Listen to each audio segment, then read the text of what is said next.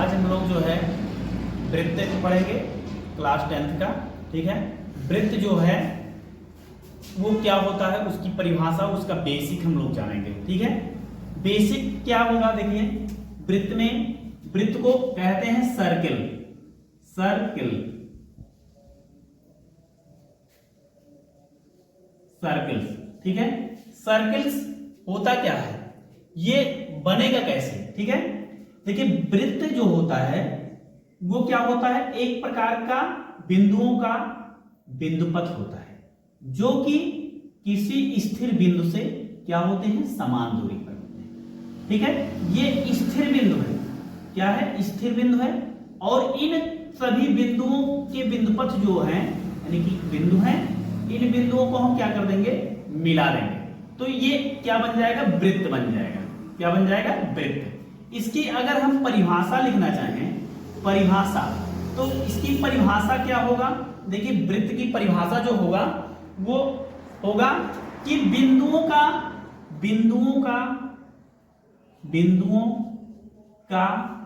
ऐसा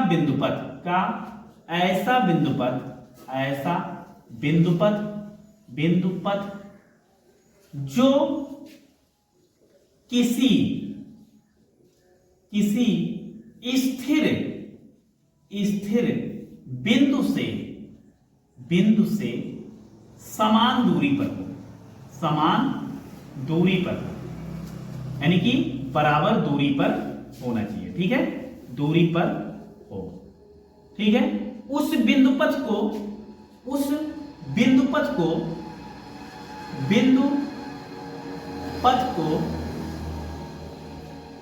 को वृत्त कहते हैं।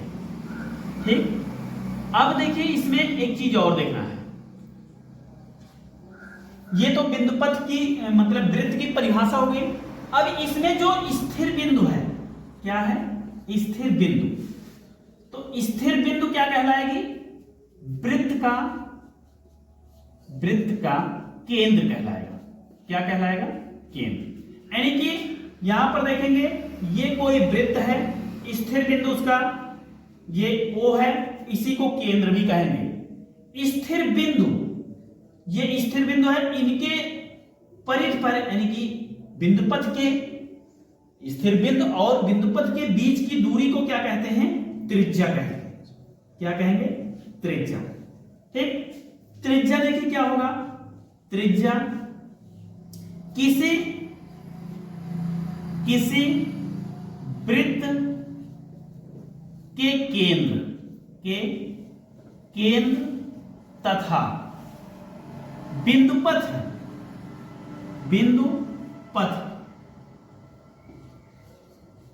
के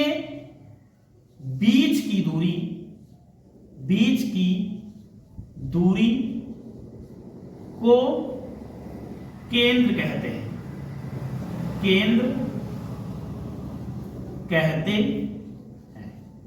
ठीक, अभी एक बात और है कि अगर किसी वृत्त में, जैसे मान लीजिए वृत्त ये है, ठीक, इस वृत्त का केंद्र O है और इनके बिंदुपथ पर स्थित किन्हीं दो बिंदुओं के बीच की दूरी निकाला जाए, तो इस दूरी को कहेंगे जीवा।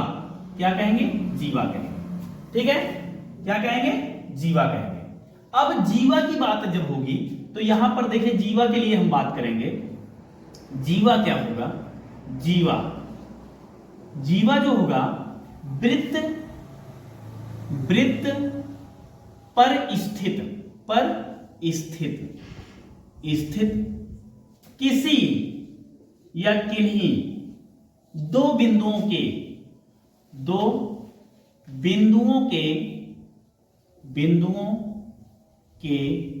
बीच की दूरी, वृत्त पर स्थित किन्हीं दो बिंदुओं के बीच की दूरी को वृत्त का जीवा कहते हैं। जीवा कहते हैं। ठीक, अब एक बात और देखिए क्या होता है कि जैसे बिंदुपथ यही है, ये क्या है, ये बिंदुपथ है, और इसी बिंदुपथ को क्या कहते हैं, कहते हैं, इस बिंदुपथ को कहते हैं वृत्त। लेकिन इसी बिंदुपथ को क्या कहेंगे, परिधि भी कहेंगे। परिधि, परिधि मतलब कि वृत्त के चारों तरफ की बात होगी। ये क्या होता है, 2 पाई r होता है इसका मान, यानी कि जो वृत्त की परिधि होती है वो पाई और त्रिज्या के 2 गुने के बराबर होती है। ठीक, अब देखिए क्या होगा। अब इसमें हमने जो है क्या क्या अभी सीखा, देखो सबसे पहले हमने सीखा वृत्त सीखा है, दूसरा हमने क्या सीखा, त्रिज्या केंद्र सीखा है कि केंद्र क्या होता है, तीसरा हमने सीखा त्रिज्या, ठीक, चौथा हमने सीखा जीवा। ठीक, अब इतनी सारी बातें कंप्लीट हुई। अब जो है हम अगला अभी देखते हैं कि आगे और क्या है, ठीक है, उसके बारे में देखेंगे।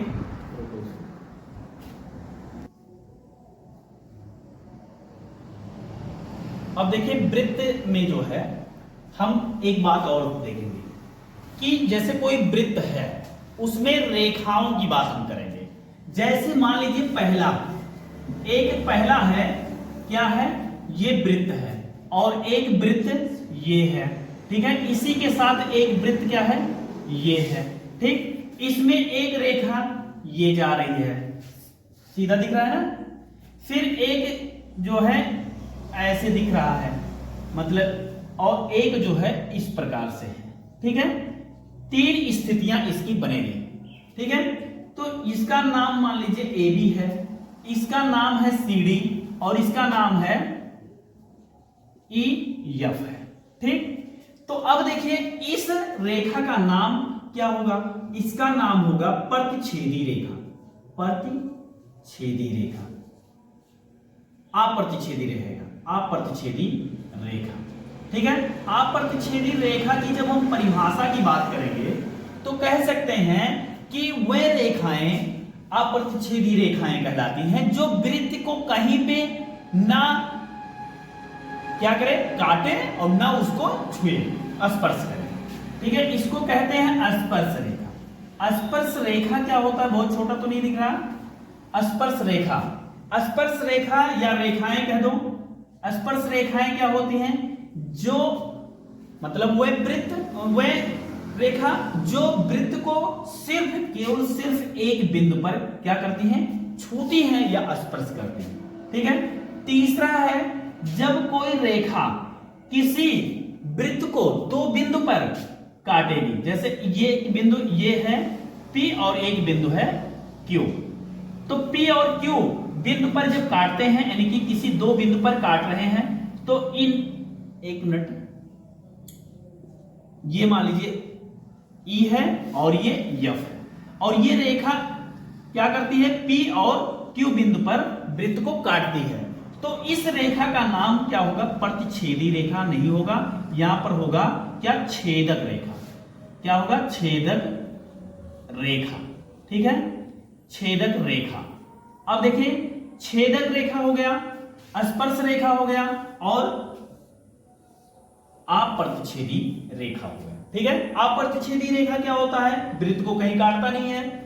स्पर्श रेखा क्या होता है, वृत्त को एक जगह पे एक बिंदु पर क्या करता है, स्पर्श करता है। छेदक रेखा क्या होता है, वृत्त को 2 बिंदु पर क्या करता है, काटता है। ठीक है, ये हो गया वृत्त की स्थितियां।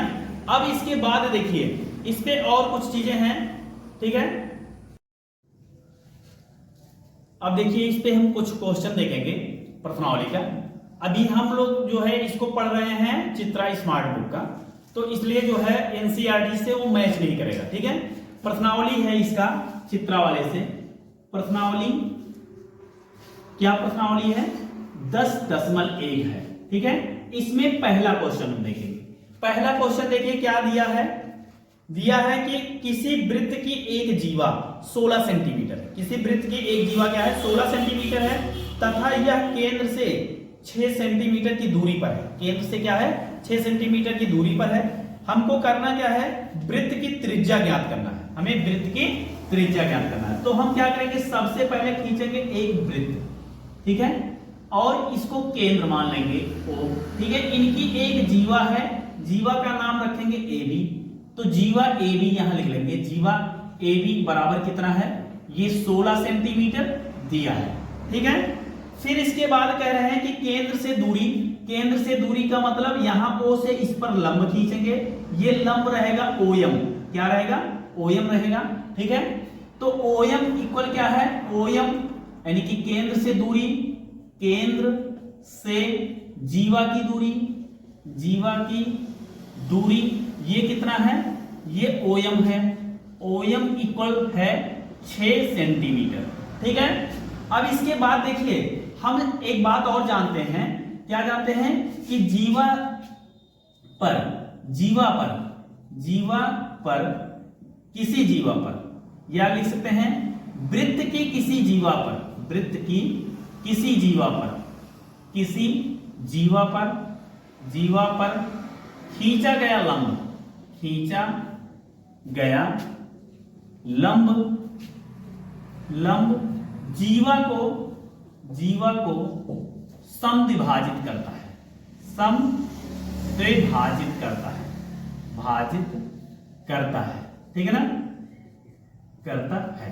तो जब समद्विभाजित करेगा तो उस कंडीशन में होगा क्या, उस कंडीशन में जो ये AM है वो AM किसके बराबर हो जाएगा, MB के बराबर हो जाएगा, और MB के बराबर होगा AM और MB, ये क्या होगा, AB का आधा होगा, यानी कि जीवा को समद्विभाजित करता है, यानी कि समान दो भागों में क्या करता है, बांटता है। तो देखिए क्या होगा, AM equal to MB equal to, ये रहेगा 16/2 आएगा, AM equal to MB equal to 8 centimetre, ये मिल गया कितना, 8 सेंटीमीटर मिला। अब इसके बाद देखिए इस प्रमेय के अनुसार हो रहा है, ठीक है, ये प्रमेय है, ध्यान देना, ये क्या है, प्रमेय है, थ्योरम है, ठीक है। इसके अनुसार ये चीजें हमको मिल गई, तो कहने का मतलब ये मिला कितना, 8 सेंटीमीटर। अभी देखो जीवा का क्या था, लंबाई 16 था, तो ये हो गया 8 सेंटीमीटर, ठीक है। इनको यहां से मिला देंगे, ये है 6 सेंटीमीटर। अब हम करेंगे क्या, अब जो है हम एक समकोण त्रिभुज AMO मिला है या OMA मिला है, ठीक है ना, इस समकोण त्रिभुज में हम पाइथागोरस प्रमेय लगाएंगे, लिखेंगे समकोण, समकोण त्रिभुज AMO में पाइथागोरस प्रमेय से, पाइथागोरस, पाइथागोरस प्रमेय से क्या बनेगा, देखिए OA square equal to OM square plus AM square मिलेगा क्या, ये अज्ञात है, तो OA square equal to OM है कितना 6, तो 6 स्क्वायर प्लस ये क्या है 8 है, 8 स्क्वायर आएगा क्या, OA स्क्वायर इक्वल 36 हो जाएगा, और 8 9 64 हो जाएगा, ठीक है।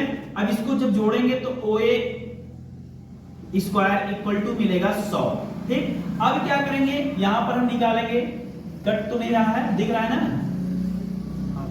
अब देखिए हम यहां पर देख लेते हैं, क्योंकि वहां स्पेस की थोड़ा सा प्रॉब्लम है। अब देखिए क्या होगा, OA इक्वल टू √100 हो जाएगा, आएगा OA इक्वल टू क्या मिलेगा, 10, इसका वर्गमूल निकालेंगे 10 सेंटीमीटर मिल जाएगा। अब देखिए हम लिखेंगे क्या, अतः, अतः,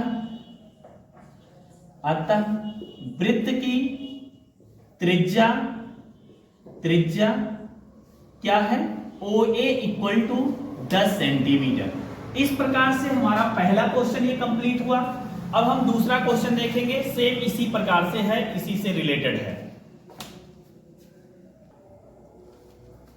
अब देखिए हम प्रश्नावली का दूसरा क्वेश्चन देखेंगे। एक वृत्त के केंद्र के एक ओर स्थित, एक वृत्त के केंद्र के एक ओर स्थित दो समांतर जीवाओं की लंबाइयां क्रमशः दिए हैं 6 सेंटीमीटर और 8 सेंटीमीटर। कह रहे हैं कि यदि वृत्त की त्रिज्या 5 सेंटीमीटर है तो दोनों जीवाओं की बीच की दूरी ज्ञात कीजिए। तो हम करेंगे क्या, सबसे पहले यहां पर एक बनाएंगे वृत्त, ठीक है, ये वृत्त बन गया, ठीक। इस वृत्त में केंद्र O है, यहां पर एक जीवा है, इस जीवा का नाम AB है, और यहां पर एक जीवा है जिसका नाम है CD, ठीक। अब इसमें एक चीज और देखो, CD है। अब इन्होंने क्या कहा है कि प्रत्येक जीवा की लंबाई जो है दिए हैं, ठीक है। कौन सा? ये 6 सेंटीमीटर दिए हैं। देखो यहां पर लिखते हैं जीवा AB की लंबाई दिए हैं 6 सेंटीमीटर और जीवा CD की लंबाई दिए हैं 8 सेंटीमीटर। कितना दिए हैं? 8 सेंटीमीटर। यहां से इनको मिला देंगे, जब मिलाएंगे तो ये यम मिल जाएगा और ये यन मिल जाएगा, ठीक है। अब इसमें त्रिज्या कितना दिए हैं?